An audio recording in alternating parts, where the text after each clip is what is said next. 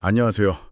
오늘 저희는 정말 많은 분들이 궁금해하고 또 걱정하는 주제죠. 바로 이 혈당 관리, 그리고 당뇨병 예방에 대해서 아주 깊이 한번 파고들어 보려고 합니다. 네. 오늘 저희가 분석할 자료는요. 닥터 AJ의 대표이자 서울대 출신인 오 약사님이 직접 정리하고 공유해 주신 내용들인데요. 이분이 본인 스스로도 당뇨를 가장 두려워하는 질병으로 꼽는다고 해요. 아, 그 정도로요? 네, 그래서 이걸 예방하려고 수년간 직접 연구하고 또 실천해온 노하우가 그대로 담겨 있다고 해서 기대가 아주 큽니다. 네, 맞습니다. 이번 분석에서 우리가 좀 주목해야 할 점은요. 단순히 혈당에 좋은 영양제 리스트, 이걸 나열하는 게 아니에요. 아, 그런 단순한 정보가 아니군요. 네. 오 약사님이 제시하면 일종의 혈당 관리 철학, 이걸 이해하는 게 핵심이죠. 생활 습관 개선이 대전제라는 걸 아주 분명히 하면서 개인의 현재 상태에 따라서 어떻게 영양제를 전략적으로 활용할 수 있는지 그 체계적인 접근법을 오늘 명확하게 정리해드리는 게 저희의 목표입니다. 좋습니다. 그럼 가장 근본적인 질문부터 한번 시작해보죠. 오 약사님은 왜 이렇게까지 혈당 관리에 집중하는 걸까요? 그냥 뭐 당뇨병이 무서우니까 이런 막연한 이유 때문은 아닐 것 같아요. 아주 좋은 질문이에요. 자료를 보면요. 이분은 당뇨병이라는 그 진단명 자체보다도 고혈당 상태가 우리 몸에 일으키는 연쇄적인 파괴, 즉 합병증의 무서움을 계속해서 강조해요. 합병증이요? 네. 혈액 속에 당이 너무 많아서 끈적끈적해진다고 한번 상상해 보세요.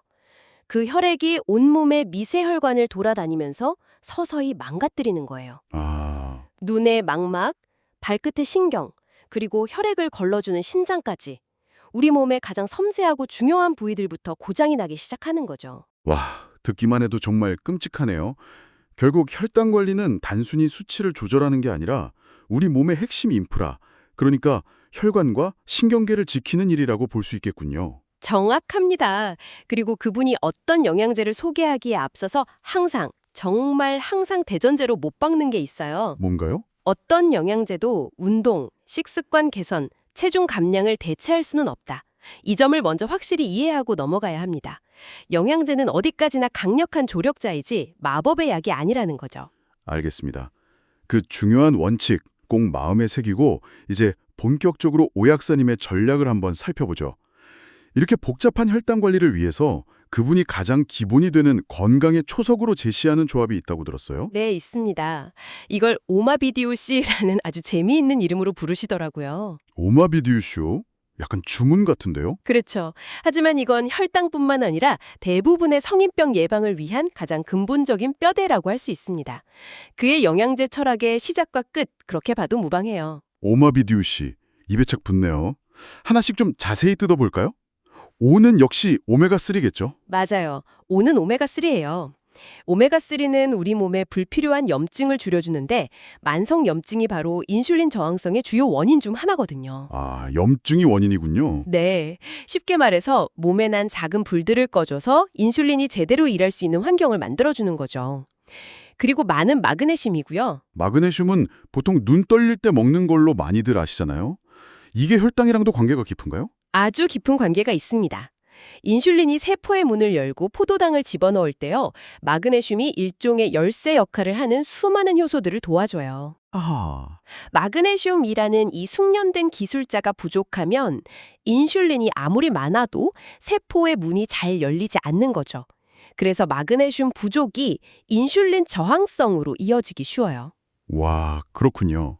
오메가3가 염증이라는 외부 환경을 개선한다면 마그네슘은 세포 내부의 작동 메커니즘을 돕는 거군요. 바로 그거죠. 그럼 B는 비타민 B군이겠네요? 우리가 피곤할 때 많이 찾는 성분인데 이것도 비슷한 원리일까요? 네, B는 비타민 B군입니다. 비타민 B군은 우리가 먹은 탄수화물, 즉 포도당을 에너지로 바꾸는 공장의 핵심 노동자들이라고 생각하면 쉬워요. 핵심 노동자요? 네. 포도당을 세포 안으로 들여오는데 성공했어도 에너지로 쓰지 못하고 쌓아두면 문제가 되잖아요. 비타민 B군이 바로 그 포도당을 활활 태워서 에너지로 쓰게 만들어주는 역할을 하는 거죠. 그 다음 D는 비타민 D고요. 아, 비타민 D. 이건 뼈 건강에만 좋은 줄 알았는데 이제는 뭐 거의 맞는 영양소처럼 언급되는 것 같아요. 맞아요. 비타민 D 역시 인슐린의 민감도를 높이는 데 기여한다는 연구가 아주 많습니다. 이제 마지막 U와 C가 남았네요. U는 유산균, C는 식이섬유일 것 같은데요. 정확합니다. U는 유산균, 즉 프로바이오틱스예요. 최근 연구들을 보면 장내 환경에 우리 몸의 전체적인 대사 시스템에 얼마나 큰 영향을 미치는지 계속 밝혀지고 있거든요. 장 건강이 정말 중요하군요. 네. 장 건강이 좋아지면 전반적인 염증 수치가 낮아지고 이게 결국 인슐린 민감도 개선으로 이어진다는 거죠. 마지막 C, 식이섬유는 가장 직관적인 방어막이에요. 방어막이요? 네, 식사 때 같이 먹으면 음식물 속 당이 우리 몸에 흡수되는 속도를 확 늦춰줘요. 마치 홍수가 났을 때 댐이 물을 조절해주는 것처럼요. 덕분에 식사 후에 혈당이 막 치솟는 혈당 스파이크를 막아주는 아주 중요한 역할을 하죠. 와, 이렇게 하나씩 뜯어보니까 오마비디오 씨가 그냥 좋은 영양제 5개를 모아놓은 게 아니네요. 염증 제어, 효소 활성화, 에너지 대사, 장 건강, 당흡수 지원까지 혈당 관리에 필요한 거의 모든 경로에 관여하는 하나의 완성된 시스템이라는 생각이 듭니다. 바로 그거예요. 이 조합의 핵심은 시너지입니다. 각각도 중요하지만 함께 있을 때 우리 몸의 대사 시스템 전체를 튼튼하게 받쳐주는 기동 역할을 하는 거죠. 오 약사님은 이걸 건강한 성인이라면 평생 관리 차원에서 꾸준히 챙겨야 할 기본 중의 기본이라고 강조해요. 알겠습니다. 이 오마비디오 씨라는 튼튼한 기반이 있다는 건 이제 이해했어요. 하지만 모든 사람이 똑같은 상황은 아니잖아요. 이제 막 관리를 시작하는 사람도 있고 건강검진에서 경고를 받아서 마음이 급한 사람도 있을 텐데요. 오 약사님은 이런 개인별 차이를 어떻게 고려하나요? 여기서부터 오 약사님 전략의 진짜 묘미가 드러납니다. 그는 모든 사람에게 똑같은 솔루션을 주지 않아요. 개인의 혈당 상태에 따라 무기를 다르게 써야 한다면서 아주 체계적인 3단계 맞춤 전략을 제시하거든요. 3단계 전략이요? 흥미로운데요? 1단계는 어떤 사람들을 위한 건가요? 1단계는 기본 관리 그룹입니다. 혈당 수치는 정상이지만 나는 앞으로도 쭉 건강을 유지하고 싶다. 혹은 가족력이 있어서 미리 예방하고 싶다 하는 분들을 위한 단계죠. 그럼 이분들은 앞서 말한 오마비디오 씨만 꾸준히 챙기면 되는 건가요? 기본적으로는 맞아요. 그 오마비디오 조합에 딱 하나만 더 미네랄인 크롬을 추가하는 정도예요. 크롬이요? 네.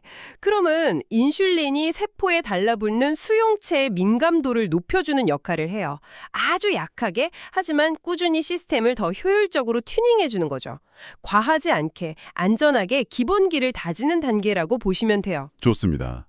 그럼 2단계는요? 슬슬 걱정이 되기 시작하는 분들을 위한 단계일 것 같은데요. 맞습니다. 2단계는 중간 관리 그룹이에요. 건강검진 결과 공복 혈당이 100을 살짝 넘는 등 경계선에 있거나 평소에 빵이나 면을 너무 좋아해서 이러다 정말 문제 생기는 거 아니야 하고 신경 쓰이기 시작하는 분들이죠. 1단계보다 좀 더 적극적인 개입이 필요할 때 활용하는 성분들입니다. 여기서는 어떤 성분들이 등장하나요? 대표적인 게 바로 시나몬, 즉 계피예요. 그런데 잠깐만요. 집에 있는 시나몬 가루 그냥 막 퍼먹으면 되는 거냐? 그건 절대 아니라고 오 약사님이 강조해요. 아니에요. 저는 당연히 그럴 거라고 생각했는데요. 이게 아주 중요한 포인트입니다. 우리가 흔히 접하는 저렴한 계피는 카시아 시나몬인데요. 여기엔 쿠마린이라는 간에 부담을 줄 수 있는 성분이 꽤 많이 들어있어요. 그래서 장기적으로 섭취할 때는 쿠마린 함량이 거의 없는 실론 시나몬을 꼭 확인하고 선택해야 한다고 합니다. 와, 그냥 시나몬이라고 다 같은 게 아니었군요. 정말 중요한 정보네요. 또 어떤 게 있죠? 눈 건강에 좋다고 알려진 빌베리도 2단계에서 활약해요. 빌베리요? 성분인 안토시아닌이 2가지 일을 하는데요. 첫째는 장에서 포도당이 흡수되는 걸 방해하고요. 둘째는 우리 몸의 에너지 센서인 AMPK 효소를 활성화시켜요. 이 스위치가 켜지면 우리 몸이 에너지가 부족하다, 혈액 속 포도당을 빨리 가져다 쓰자 이런 모드로 바뀌거든요. 오, 스위치를 켜주는군요. 네, 이 외에도 강력한 항염 효과가 있는 커큐민이나 혈당 스파이크를 막는 데 도움을 주는 애플 사이다 비니거, 일명 에사비도 2단계에서 활용해 볼 수 있는 좋은 카드들입니다. 그렇군요. 그럼 마지막 3단계는 정말 상황이 심각할 때 꺼내드는 비장의 무기들이겠네요. 맞아요. 3단계는 적급 관리 그룹입니다. 이미 당뇨 전 단계 진단을 받았거나 건강검진에서 명확한 경고를 받아서 빠른 개선이 필요할 때 사용하는 강력한 성분들이죠. 오 약사님은 이들을 준해약품 수준이라고 표현할 정도로 효과가 확실하다고 설명해요. 준해약품 수준이라니. 어떤 것들이 있길래 그런가요? 첫 번째 주자는 베르베린입니다. 혈당 강화 효과가 너무 강력해서 여러 연구에서 실제 당뇨약과 비교되기도 할 정도예요. 와, 두 번째는 여주. 아주 쓴맛이 나는 채소죠. 여주에는 식물성 인슐린이라고 불리는 피인슐린 유사 성분이 들어있어서 특히 식사 후 치솟는 혈당을 즉각적으로 잡아주는 데 효과적이라고 알려져 있어요. 여주는 정말 쓰던데 그래서 보통 추출물 형태로 많이들 드시는군요. 또 있나요? 세 번째는 바나바잎이에요. 이 바나바잎의 코로솔산 성분은 우리나라 식약처에서도 식후 혈당 상승 억제 기능성을 공식적으로 인정한 원료입니다. 아, 국가에서 인정한 거군요. 네, 신뢰도가 높죠. 마지막으로 알파리포산이 있어요. 이건 원래 강력한 항산화제인데 실제로 병원에서 당뇨 합병증 중 하나인 신경병증을 예방하고 치료하기 위해 처방하기도 해요. 당 대사 자체를 촉진하는 효과도 있고요. 와, 정말 체계적이네요. 1단계는 기본기 강화, 2단계는 적극적 방어, 3단계는 총력전 같은 느낌이에요. 결국 무작정 혈당에 뭐가 좋더라 하고 따라하는 게 아니라 내 몸의 상태를 객관적으로 파악하고 그에 맞는 무기를 선택하는 게 핵심이군요. 바로 그거죠. 내 몸을 아는 것이 모든 혈당 관리의 시작이라는 겁니다. 이론은 이제 충분히 이해가 됐어요. 그런데 이게 또 이론과 실제는 다르잖아요. 이 모든 걸 다 챙겨 먹는 것도 보통 일이 아닐 것 같은데 오 약사님 본인은 이 복잡한 전략을 일상에서 어떻게 실천하고 있는지 궁금해지네요. 그렇죠. 40대 중반인 그의 실제 루틴을 보면 이 이론들이 현실에서 어떻게 적용되는지 가장 확실하게 알 수 있을 것 같아요. 그의 루틴을 들여다보면 정말 전략적이고 현실적이라는 걸 알 수 있어요. 먼저 절대 흔들리지 않는 기반이 있습니다. 그건 바로 오마비디우 씨겠죠? 네, 빙고. 오마비디우 씨는 타협의 여지가 없는 매일의 기본입니다. 어떤 날은 피곤해서 어떤 날은 바빠서 빼먹는 게 아니라 그냥 숨 쉬는 것처럼 당연하게 챙기는 거죠. 이걸 모든 건강관리의 토대라고 보는 거예요. 그리고 여기에 적극 관리를 더한다고요? 네, 적극 관리. 3단계 성분들을 활용한다는 뜻이죠. 그는 거의 매일 3단계 성분인 베르베린을 추가로 섭취했네요. 매일요? 네. 주로 공복에 먹으면서 하루 전반에 혈당 수치를 안정적으로 낮게 유지하는 걸 목표로 하는 거죠. 일종의 기본 혈당선 관리인 셈이에요. 그럼 식사 후에 갑자기 혈당이 뛸 때는 어떻게 하죠? 베르베린만으로는 부족할 수 있잖아요. 특히 한국인 식단은 탄수화물이 많으니까요. 그럴 때 또 다른 무기를 꺼내듭니다. 특히 밥이나 면처럼 탄수화물 폭탄 같은 식사를 한 직후에는요. 빠른 효과를 위해 여주 추출물을 바로 섭취한다고 해요. 아, 바로요? 네. 베르베린이 꾸준한 수위 조절을 위한 댐이라면 여주는 식후 혈당 스파이크라는 갑작스러운 홍수에 대응하는 소방수 역할을 하는 거죠. 댐과 소방수라니 비유가 아주 명확하네요. 그럼 혹시 회식이나 특별한 약속이 있는 날을 위한 비장의 카드 같은 것도 있을까요? 오늘은 정말 망했다 싶은 날이요. 당연히 있죠. 바로 상황별 대응 전략이에요. 예를 들어 빵이나 케이크, 아이스크림처럼 정제 탄수화물을 평소보다 유독 많이 먹은 날이 있잖아요. 네, 있죠. 그럴 땐 2단계 성분인 빌베리와 항산화 효과가 뛰어난 K를 섞어서 먹는다고 해요.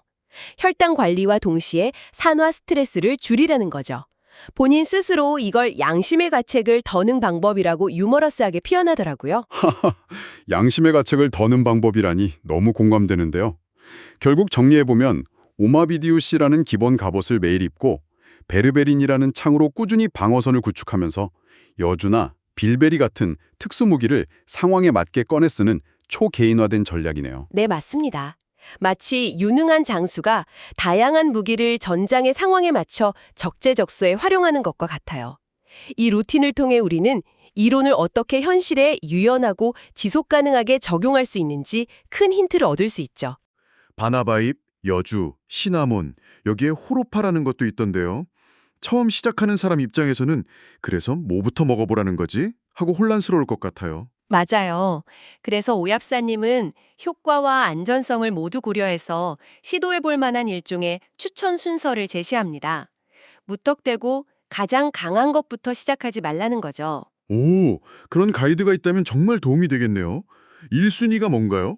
그가 1순위로 가장 먼저 추천하는 것은 바나바잎이에요.